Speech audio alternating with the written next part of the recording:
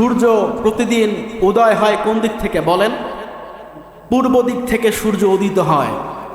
আল্লাহ রসুল সাল্লাল্লাহু আলাইহি ওয়াসাল্লাম আবু যর গেফারি রাদিয়াল্লাহু তাআলা আনহুকে ডাক দিয়ে বলছেন, হে আবু যর গেফারি, তুমি কি জানো সূর্য উদয়ন হওয়ার পর থেকে যখন সূর্য পশ্চিম দিকে অস্ত যায়, ডুবে যায়, তখন এই সূর্যটা কোথায় যায় তুমি কি জানো?